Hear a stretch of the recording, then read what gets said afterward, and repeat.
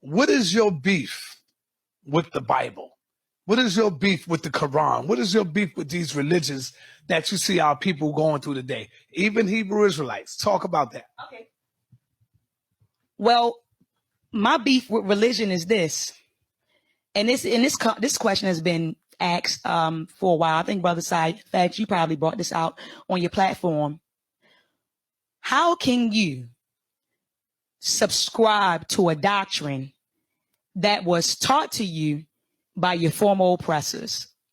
How does that actually make sense to subscribe to a doctrine that was taught to you, given to you by your oppressors?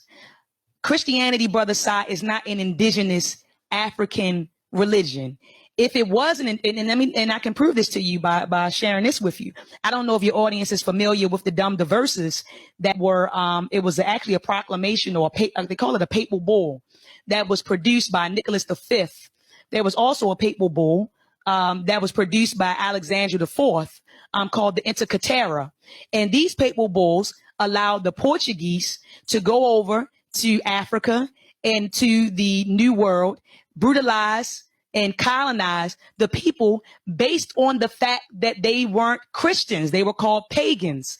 So these papal bulls were written in Latin, but they do have English translations of them, Brother Sai, where the church sanctioned slavery. They said, go over to Africa, brutalize them, colonize them, invade them, because they're not Christians. So Christianity is not a religion. It also says in the, oh my goodness, in the British Museum, that Nubia, they have some artifacts showing that Nubia and Egypt were forcibly converted to Christianity.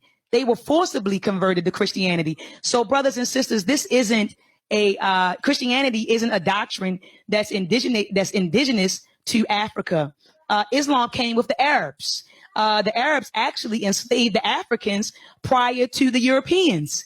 And this doctrine came with them. So Brother Sai, my beef is that first of all, I'm not going to subscribe to a doctrine that is promoted and handed to me by my former oppressor. And secondly, it's myths. They're stories, Brother Sai. In the Bible, you know, they talk about all of these different characters, and I'm going to call them characters because that's exactly what they are. They don't have any archaeological evidence even showing that these people existed. I mean, in First Kings and in First Chronicles, you read about these stories of King David and how he battled all of these different tribes, and he won. And then you had King Solomon. He was supposedly had expanded his kingdom. But where's the evidence of this? Because we see evidence of Tutmosis III in museums, where in museums with Stella showing all of his great accomplishments.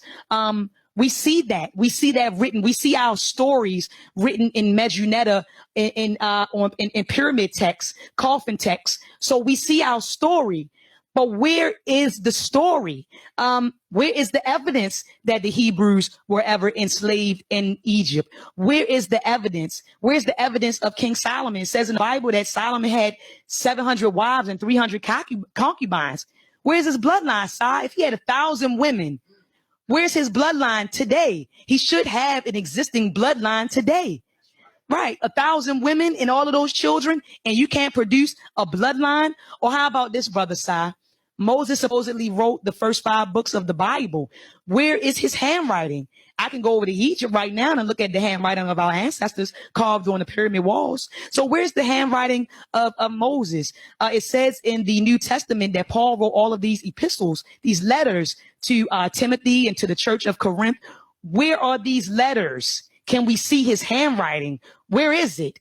And we can dig a little deeper, Brother Sai. We can even talk about the King James translators and how it says in the Bible that the Bible was inspired. What does it say in the Bible? That it was created or produced by men inspired by God. I think that's what it says in the Bible.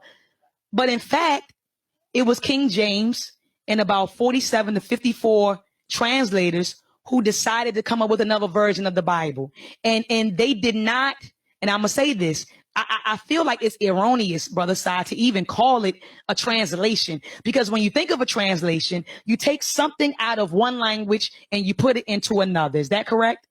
But in the British Museum, there, I think it's called, there's a document called the 21 Rules of Translation, and it has the handwriting of Richard Bancroft. And these were rules that the translators had to follow in order to translate the Bible. And one of the rules were that they had to stay as close to the bishop's Bible as possible.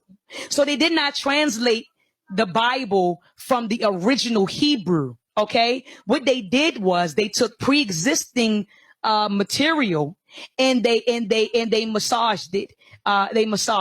So that's my beef, Brother Sai, with the Bible. And you know that's my field as well. I'm an engineer, but I like to study the evolution of religion, and Christianity is definitely something I've been studying for a while. So I can go on and on and on, but we will be here for another